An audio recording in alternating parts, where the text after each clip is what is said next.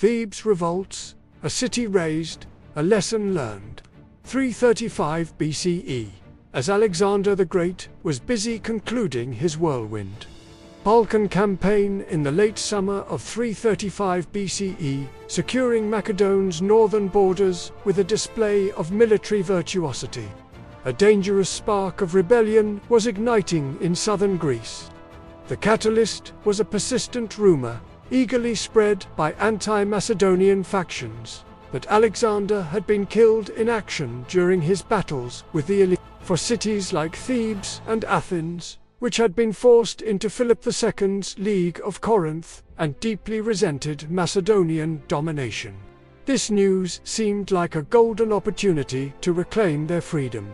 Thebes, a city with a glorious past that included defeating Sparta at Leuctra and briefly holding hegemony over Greece, felt the sting of subjugation perhaps more acutely than any other. A Macedonian garrison occupied its citadel, the Cadme, a constant reminder of their defeat at Chaeronea and their loss of autonomy. Fueled by the rumor of Alexander's demise and encouraged by orators and exiles, the Thebans rose in revolt.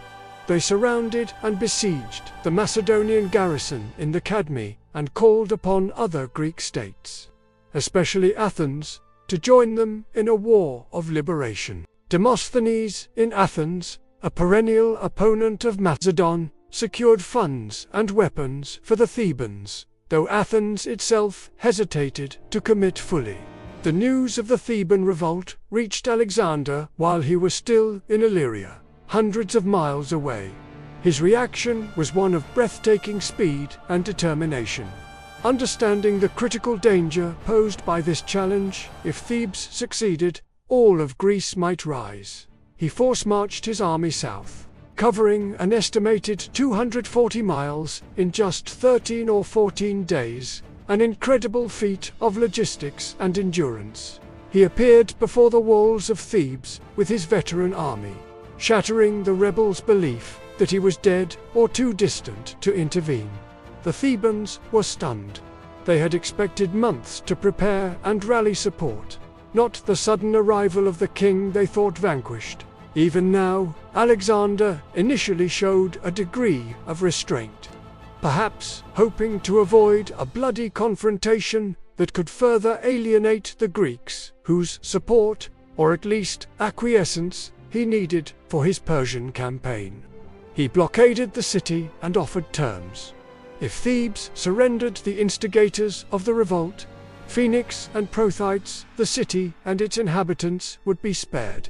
The Thebans, however, emboldened by their initial actions and perhaps underestimating Alexander's resolve or overestimating the likelihood of aid from other Greek cities, defiantly refused.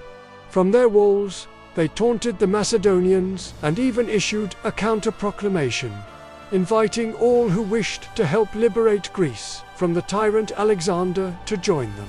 This defiance sealed Thebes' fate. Alexander, his patience exhausted, ordered an assault. The fighting was fierce. The Thebans, renowned for their martial prowess, defended their city desperately. The Macedonian garrison in the Cadme, though besieged, managed to sally out and attack the Thebans from the rear, adding to the chaos within the city.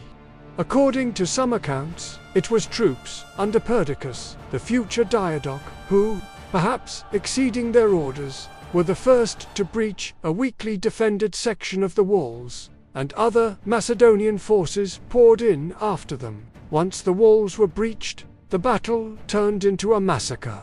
The Macedonians, enraged by the Theban defiance and the taunts, and possibly joined by other Boeotians who held old grudges against Thebes, such as Plataeans and Phocians, who had suffered at Theban hands in the past, showed little mercy. An estimated 6,000 Thebans were killed in the fighting and the subsequent sack of the city. The streets ran red with blood. After the city was taken, Alexander convened a council of his Greek allies from the League of Corinth to decide Thebes' punishment. This was a politically astute move. making the decision appear as a collective judgment of the Greeks rather than solely a Macedonian act of vengeance. The council, dominated by states hostile to Thebes or eager to curry favor with Alexander, decreed a harsh sentence. The city of Thebes was to be razed to the ground. Its territory was to be divided among the allied Boeotian cities. The surviving population, some 30,000 men, women, and children, were to be sold into slavery. Only a few structures were spared the systematic destruction. Temples were generally respected. Most famously, Alexander ordered that the house of Pin, the great lyric poet of Thebes from the 5th century BCE, be left untouched, a gesture demonstrating his respect for Greek culture and perhaps a calculated act of clemency to soften the otherwise brutal image of the city's destruction. Priests and those known to have opposed the revolt pro-Macedonians were also spared. The destruction of Thebes was a shocking and terrifying event for the Greek world. Thebes was one of Greece's oldest and most illustrious cities, a place rich in myth and history, the birthplace of Heracles and Dionysus. Its utter annihilation, its people enslaved, its very name erased from the map for a generation, sent a chilling and unambiguous message. Alexander had demonstrated that he possessed not only the military capacity to crush any opposition, but also the ruthlessness to make an example of those who defied him. Athens, which had offered moral and some material support to Thebes but had stopped short of direct military intervention, was terrified. Demosthenes and other anti-Macedonian leaders were now in grave danger.